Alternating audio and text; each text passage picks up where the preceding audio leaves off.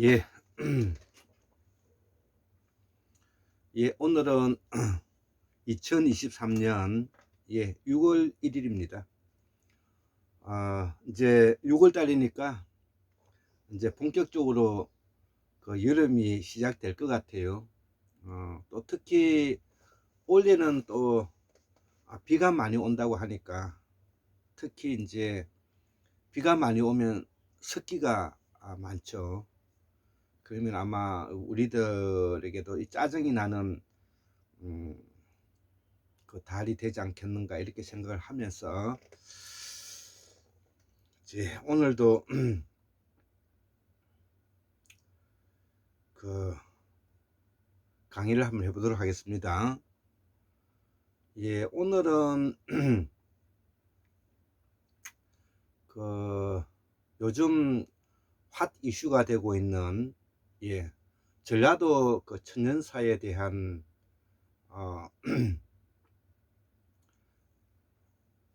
그 식민사관의 기초에서 일어나는 문제와 많이 관계가 되어서 논의가 많이 활성화하고 있습니다.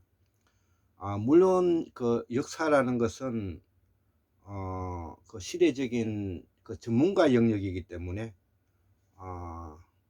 여기에 대한 합당한 충분한 근거와 실력을 갖추고 있는 분들이 학술적으로 이제 토론해야 되기 때문에 우리가 그 감정적으로 하지 못하는 부분은 있는 것입니다. 그래서 그 오늘은 그 학문 산책 157번째 이야기로서 그 이 환궁무명 이야기 15번째 강의로서 고조선의 그 멸망 스토리와 우리 그 식민사관에 대해서 간단하게 언급하고 우리 그 부서보에 놓아 있는 부도지가 아니라 부서보입니다. 부서보에는 바로 소시문종에서 가지고 있는 그런데 우리 소재전 선생님께서 역주하셔가지고 저에게 그 책을 2권을 샀는데 5권을 붙여 주셔가지고 항상 저는 그 고마움에 이렇게 그래서 이 소시들에게서 우리가 그 유명한 그 풍씨가 노우가 희씨가 노우고 강씨가 노우고 또 그 기씨 저 김씨가 노우고 했다고 하니까 소시가 얼마나 오래된 그 명문가인가를 우리가 알 수가 있고, 우리가 환국의 역사에 있어서 그 우리가 그 환인은 개벽기에 12,000년 전에 방구환인에서부터 출발해서 석재환인, 제수환인이라고 합니다. 석재환인, 그 다음에 그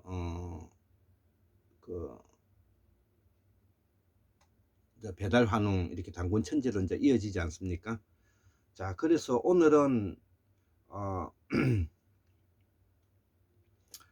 그 우리의 그 식민사관에 대해서 일단은 언급하지 않을 수가 없는 것입니다. 우리의 역사관은 3가지가 정도가 있는 것이죠. 3가지 정도가 있죠. 첫째는 사회주의 계열의 그 유물론적 입장에서 보는 역사관이 있고요. 또 민족사관이 있는 것이죠. 예, 독립적 민주사관이 있는 것이고, 또 하나는 우리가 식민사관이 있는 것입니다. 자기의 입장에서 그 논리를 전개하고 설명하는 것을 우리가 식민사관이라고 하는 것이죠.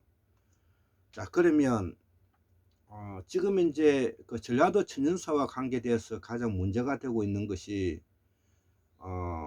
과연 전라도 지방에 지금 현재 전라도 지방에 과연 그 야마도 외라 그러죠. 야마도 외라는데 이 야마도 외가 과연 전라도를 지배했느냐는 문제이죠. 그래서 그리고 이 야마도 정권이 왜를 그 지배하고 또 가야는 임나다는 이런 것이 바로 이제 식민사관의 기초가 되는 것이죠. 왜냐하면 역사에서 어떤 사관을 가지고 이야기할 때는 거기에 대한 목적이 있는 것입니다. 결론은 식민사관은 과거에도 우리가 지배를 했으니까 앞으로도 뭐냐면은 우리가 지배할 수 있어라는 정한론의 바탕을 두고 있는 매우 그 파쇼적이고 그 제국주의적인 그 방식인 것이죠. 그래서 이들이 그러면 식민사관이 그 가지고 있는 그 논리적인 전개가 뭐냐면 제1번이 뭐냐면 단군 천재의 우리의 그 역사를 부정하는 데부터 출발하는 것입니다. 그래서 우리가 아까도 이야기했다시피 순다환인에서도 천추환인에서도 우리가 방고환인, 제수환인, 당군 배달환웅 당군 천재로 이어지는 이 과정이 있는데 이들은 뭐냐면 이 당군 천재를 신화로 둔갑시켜 가지고 그 역사성을 부정하는 데 있는 것이고요. 또 가장 이제 그 두 번째는 우리나라 사람이 쓴 삼국사기, 소위 김부식이가 쓴 것이잖아요. 우리 삼국사기를 뭐냐면 부정하는 데서 출발하는 것입니다. 그렇기 때문에 삼국사기 우리나라의 역사서를 부정하고 있으니까 우리나라의 역사서를 부정하고 있는데 동조하고 있는 사람들을 바로 식민사관 학자들이고 말하는 것이죠. 우리나라 지금 이제 강단사학에 있는 대학교를 말하는 겁니다. 있는 100%가 다 그런 놈들로 채워져 있는 것이죠. 그러면 그런 놈들은 왜 그거를 동조하느냐? 그것은 바로 그들의 아버지, 할아버지, 정조할아버지가 그것을 인해 가서 그 덕본 사대주의자들이기 때문에 그런 것이죠. 그 사대주의자의 가장 뭐냐면은 그 당파가 누구냐면 노론의 바로 동인의 노론들인 것이죠. 거기에 대빵들이 뭐냐면 우리가 송씨라든지 이완용이 같은 사람들이죠. 그리고 일제시대 때 일본 그 공작에 편입되었던, 즉 일본 그 귀족에 편입되었던 59명, 그리고 해방 이후에 군사 독재 세력에 빌붙었던 자들, 이런 사람들이 지금 현재 근 400년 동안에 득세하고 있는 것이죠. 그래서 그들은 그 알량한 이 명문 가정과 가문에 대해서 일어나는 거에 대해서 눈 감고 살아가죠.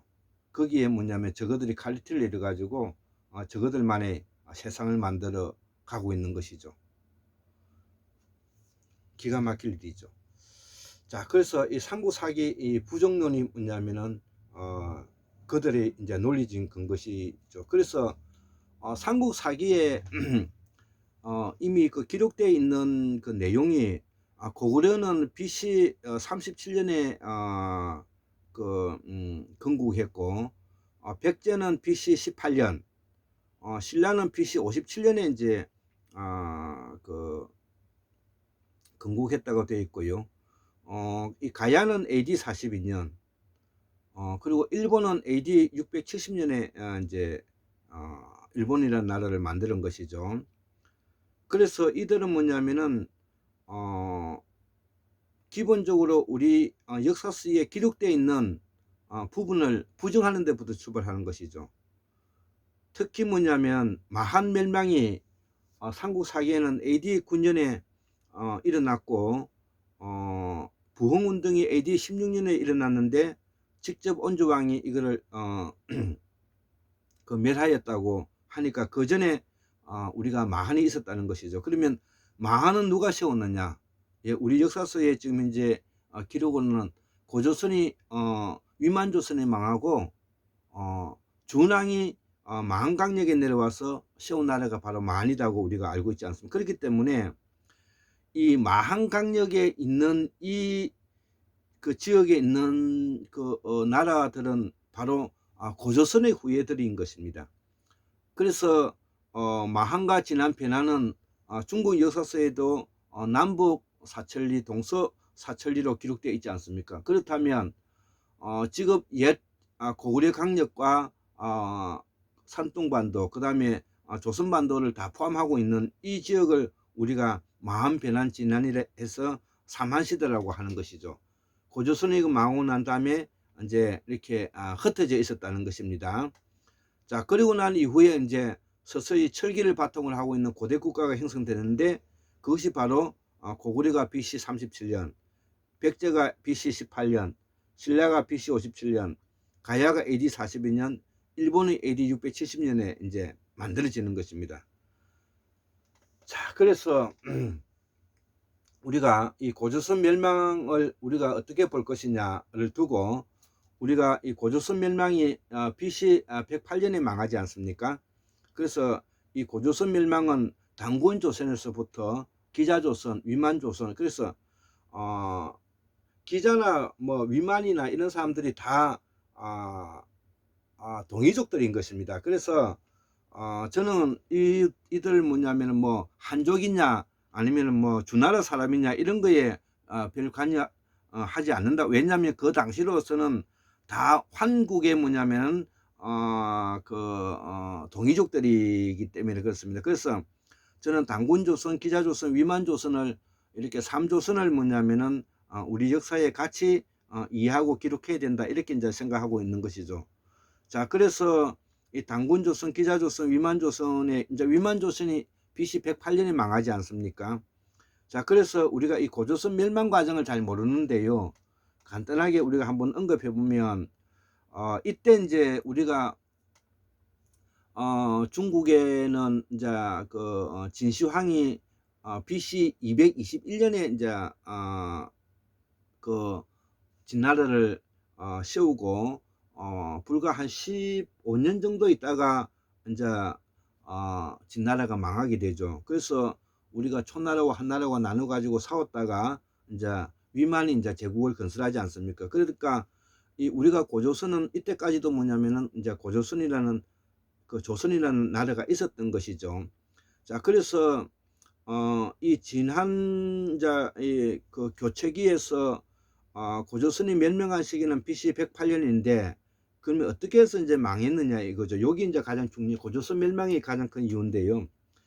고조선이 멸망하기 전 20년 전에, 그러니까 BC 128년이 되겠죠.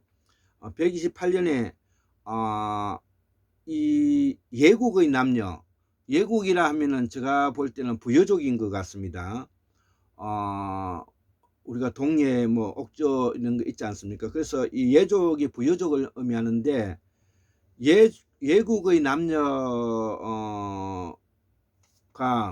한나라에 이제 투항하는 일이 생겼던 것입니다. 그런데 자그만치 고조선 주민 28만 명과 함께 이제 이 한나라로 투항하니까 이제 뭐 조선이 얼마나 지금 이제 문제가 많다는 것을 우리가 알 수가 있는 것이죠. 그래서 이제 이 한나라에서는 스파라는 사람을 사신으로 해가지고 위만조선의 우거왕입니까? 우거왕.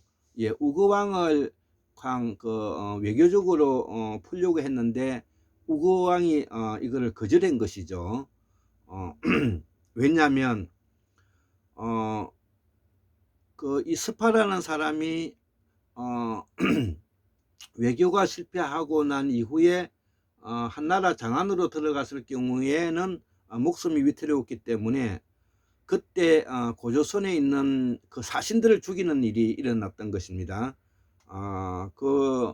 고조선의 그 사신의 이름이 장으로 이렇게 알고 있는데, 이 사신을 죽여 가지고 이제 한나라에 들어갔던. 그래서 이 한나라에서는 그 공을 취하해 가지고 이제 일정한 그 지역을 떼줘 가지고 이제 거기에 그 동부항인강 그러한 그 직함으로 거기에 이제 했던 것이죠. 그것을 이제 우구왕이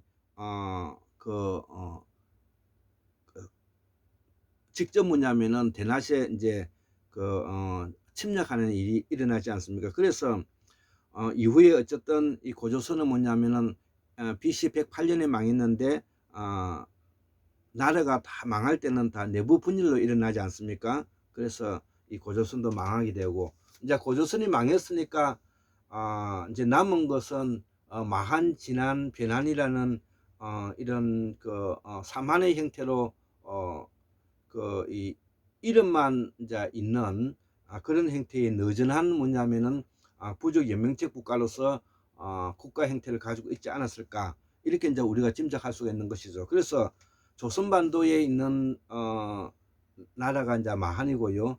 저 위에 이제 고구려 쪽에 있는 나라가 이제 진한이 되는 것이고, 산둥반도 쪽에 있는 것이 변한이 되는 것입니다.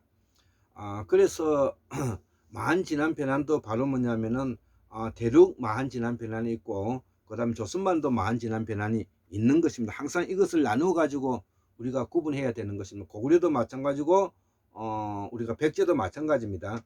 자, 이것을 우리가 입체적으로 이해하면서 이해해야 된다는 것이죠.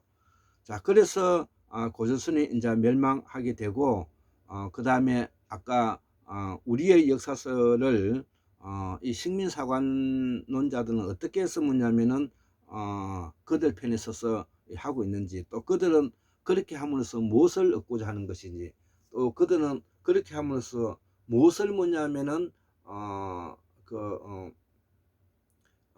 보호하려고 하는지, 예, 그것은 바로 알랑한 자기 집안의 아버지와 할아버지의 그 호호식했던 그런 거와 그 다음에 사대주의에 찌들어져 있는 과거에 지난 400년 동안의 위정자들의 후손들이라는 것이죠. 이놈들을 다 뭐냐면은 끌어내서 쳐내야 내는데, 한국은 아직도 뭐냐면은 공고히 뭐냐면은 이 우리 사이에 그 칼리텔리에서 뿌리를 내리고 있는 것입니다. 그래서 제가 강의하고 있지만 이것을 뭐냐면은 도려낼 수 있는 국민개혁의 그 개혁할 수 있는 기회가 왔음에도 불구하고 문재인이와 이낙연이와 기타 이런 그 합법을 가정하는 깡패 큰 형님들, 작은 형님들과 청와대 조직원들을 동원해 가지고 전혀 뭐냐면은 지난 5년 동안에 그 계획을 하지 않음으로써 다시 뭐냐면 그들 세력의 윤석열이와 그들 세력의 손 아가리에 좀 들어가는 그런 처지가 되었다는 것을 제가 또 흥분하지 않을 수가 없는 것입니다. 예, 우리가 공부를 하는 사람은 적어도 역사나 정치, 경제, 사회, 문화 어떤 분야에서 이것이 뭐냐면은 번지수가 어디쯤 있다는 것은 우리가 알아야 되는 것이죠. 저 역시도 뭐냐면은 많이 부족하지만 그래도 제가 그 태고사회부터 현대사까지 적어도 이 내용이 확실하게 뭐냐면 연대를 기록하기는 어렵지만 적어도 이것이 어떠한 이유에서 맥락을 가지고 이렇게 뭐냐 흘러왔는지는 저는 알고 있다고 생각합니다. 그래서 우리가 명색이 양심을 가지고 공부를 하는 사람들은 여기에 투철할 수 있는 그런 정신을 가지고 살아야지, 그러지 않으면 책을 가지고 뭐냐면은 밥벌이 먹는 정도의 뭐냐면은 그런 사람에 불과한 것입니다. 자, 이제 오늘 이제 마지막에 이제 남은 부분이 이제 우리 상고사의 훌륭한 뭐고 명문가인 우리가 이거 진주소시, 예, 소시의 족보에 나와 있는 부소보에 대해서 연구하신 우리가 소명한 전 부천대학교 교수님의 글을 가지고 와서 한번 읽어보고 마치도록 하겠습니다. 이거는 다시 한번 읽어보는 것이 좋을 것 같습니다. 부소보에 나타난 환국의 풍류도와 무궁화, 머릿말, 삼국사기 진편왕 편에 최치원이 낭낭비서, 그러니까 이 진흥왕 삼국시대 신라의 진흥왕 때는 매우 뭐냐면은 이제 신라가 팽창 정책을 펴고 있는 그 시기인 것입니다. 채치원이 낭낭비서에 말하기를 나라에는 현묘한 도가 있으니 이를 풍류라고 한다. 예, 이 말은 맞는 것입니다. 현무한 도라는 것이 다른 것이 아니라 우리의 전통 문명의 천재계 제사 지내는 천재 신앙 사상을 말하는 것입니다.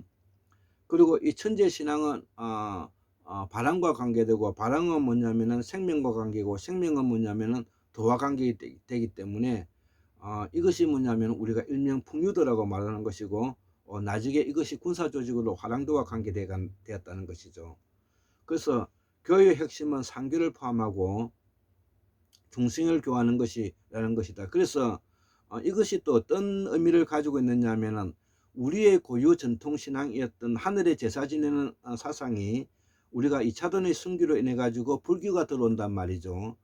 불교가 들어오면서 그 당시에 정통 보수주의자들이 가지고 왔던 그런 철학과 사상과 하나 사상에 대해서 이제 그 고등 종교인 불교로 뭐냐면은 변하고 있는 시점이다, 이렇게 이해하셔야 되는 것입니다. 그래서 그 최치원이 말하고 있는 이 낭낭비서에 가지고 있는 이 현무한 도라는 것은 바로 불교가 들어오기 전에 우리들이 가지고 있었던 무교를 말하는 것입니다. 그래서 낭낭비서는 난이라는 화랑의 비석에 대한 서문을 말하고, 삼교는 유교, 불교, 선교, 도교를 말하는 것이죠. 유교, 불교, 선교, 도교가 다 무교에서 나온 것이지 않습니까? 그래서 학계에서는 풍류도는 유교, 불교, 선교가 도입되기 이전부터 이미 있었던 우리 민족의 고유 사상을 바탕으로 둔 도로서 화랑의 근본 정신이라고 여겨진다는 것이죠. 맞습니다. 그래서 우리가 고구려 백제 신라 가야 일본이 생기게 된 이전에 우리의 전통 고유 신앙이 바로 이러한 그 풍류도인 것입니다. 그래서 이 풍류도는 유불선도의 고등 종교가 나오기 전에 가지고 있는 우리의 무교를 말하는 것입니다. 예, 무교. 그래서 그 무교의 정신 뿌리 사상이 바로 제가 한 5가지로 설명하고 있었지 않습니까? 그래서 우리의 정통 뿌리 사상은 뭐냐면은, 첫째는 보살 사상이고, 두 번째는 그 토템 사상이고, 세 번째는 그 선앙당 사상이고, 선앙당 사상이고,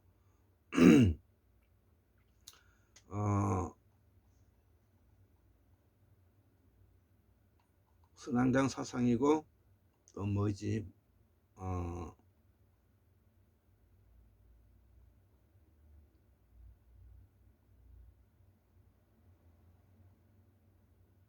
예.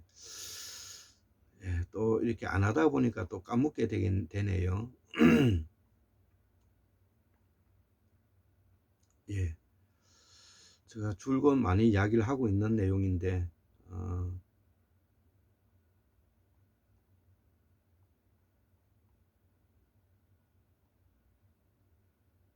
예. 제사문화, 제사문화, 예, 제사문화. 그래서 우리가 그 다음에 이제 5번째로 음양, 오행, 오방, 오색, 오제, 예, 이렇게 이제 그 사상이 되겠습니다. 예. 다시 한번 말씀드리겠습니다. 이 보살 사상, 그 다음에 토템 사상, 선앙당 사상, 그 다음에 제사의식, 그 다음에 음양, 오행, 오령, 오제 사상, 예, 이렇게 알고 있으면 될 것 같습니다.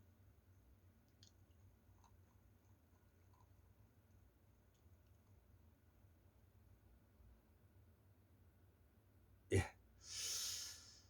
자, 그래서 이 부서보이는 단기고사에는 5세 구원리 환희를 말하는 것입니다. 5세 구원리 환희니 당군 16년에 임금께서 고역산에 행차하여 제천단을 쌓고 주변의 건수를 이제 이걸 무궁화라고 말하는 것입니다. 우리 소명한 선생님께서는 이걸 건수를 무궁화라고 설명하고 있다는 것이죠. 심었다고 하였으면 당군 세기에도 5세 구원리 환인 당군 16년에 임금께서 친히 장단경으로 선행하여 삼신단을 봉축하고 하나 하였다 이거죠. 그래서 저희 연구에 의하면 이 무궁화가 아니라 연꽃이라든지 아니면 또 배령나무와 같은 그런 것이지 않을까 이렇게 생각을 하고 있습니다. 자, 그래서 또한 단군 세기에는 13세 헐단 단군 20년에 소들을 많이 설치하고 천지화를 뭐냐면 심었으며 미혼 소녀들에게 독서와 활쏘기를 익히게 하고 이를 국자랑이라고 하였대요. 우리가 그래서 국선들을 말하는 것입니다. 그래서 이 국자랑이 밖에 다닐 때 머리에 천지화를 꼭 꽂았기 때문에 당시 사람들이 천지화랑이라 불렸다 이거죠. 자, 그래서 이 제천단과 삼신단, 소도도 모두 같은 맥락을 알고 있고 국자랑이라든지 천지화랑, 화랑도도 모두 우리가 이걸 같은 맥락을 가지고 이해해야 된다는 것이죠. 그래서 놀랍게도 이 부소보에는 환국시대부터 무궁화를 중심으로 한 풍류가 있었고 이것이 환국의 통치 이념이기도 했던 것으로 나타난다 이거죠. 필자는 부소보를 근거로 하여 무궁화의 풍류도 및 화랑과의 관계를 설명하고자 한다 이거죠. 자, 그래서 부소보에 기록된 내용을 잠깐 또 소개하면은 동근구 보수에 우리 소씨는 적재의 후손이라 되어 있고요. 이 부소보에 기록되어 있는 내용들인 것입니다. 지금 이 부소보가 쓰여진 시기가 947년이고 고려조이죠. 5148년 전에 김인년에 BC 4222년에 그러면 지금으로부터 약 6000년, 6400년 전이 되는 것입니다. 여름에 추궁씨가 갈천씨를 이어서 임금이 되어 환국의 영토에 소를 심었다. 또한 새 울음소리를 듣고 음악을 만들었으며 소의 기관과 더불어 백성들을 교화시켜 상가시켜 풍도를 숭상케 한 것이 소를 성으로 삼게 된 까닭이다.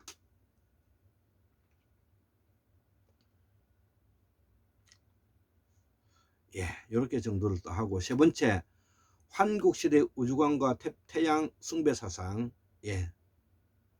적재 충씨가 갈천씨를 이어서 서기 전에 4202년에 환국의 제가 되어 풍주 백옥의 도읍을 정하고 도읍지는 백옥으로 바이골로 읽었으면 오늘날 바이칼로 비정된다는 것이죠. 예.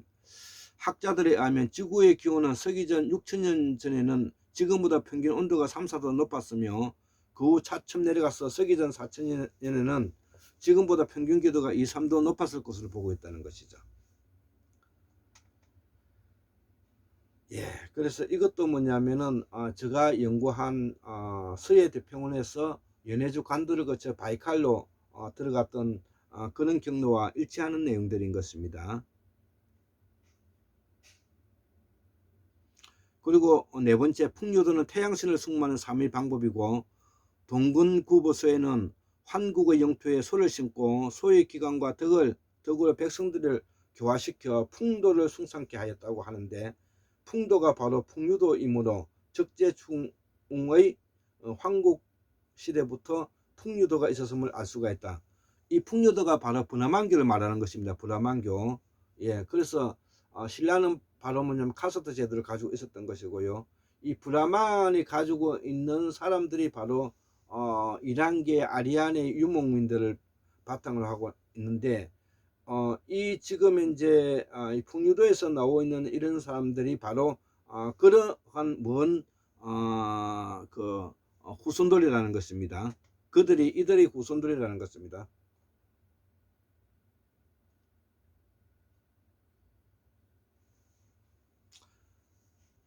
예, 그래서 태양신은 남방에서 올라갔고 가장 위대한 신으로 섬겼으며 태양신의 숨길이 바람이라고 여겼을 것으로 본다 이거죠.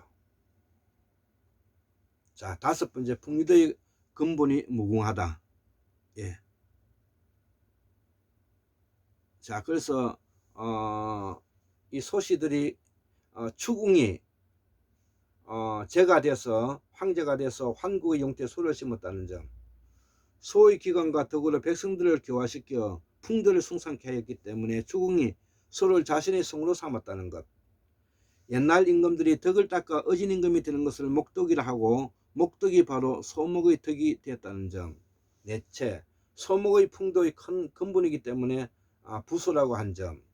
다섯 번째, 희경공이 말하기를 부소는 곧 목군이고 또한 화랑의 큰 근본이며 국가의 기초라고 생각한다는 것이죠. 그래서 신라가 이거를 잘 뭐냐면 유지되었고, 신라가 삼국을 통일할 수 있는 그 뿌리 정신이 바로 여기에 있다는 것이죠. 그래서 신라는 진나라에서 내려와서 마한에 뿌리를 내렸던 사람들이지 않습니까?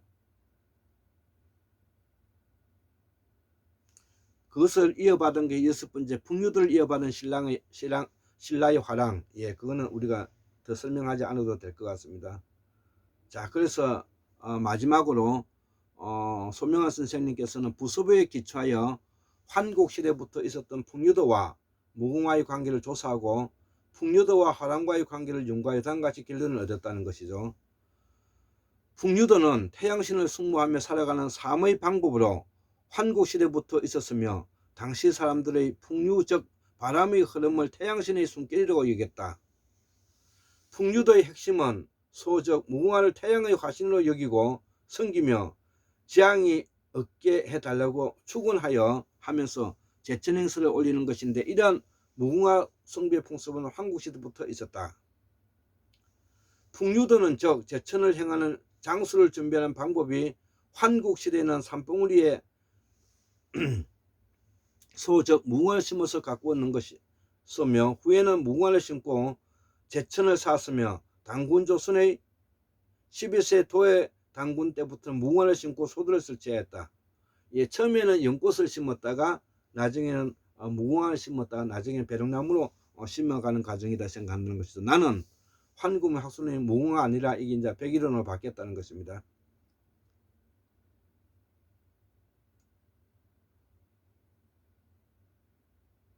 예, 여기까지 강의를 마치도록 하겠습니다.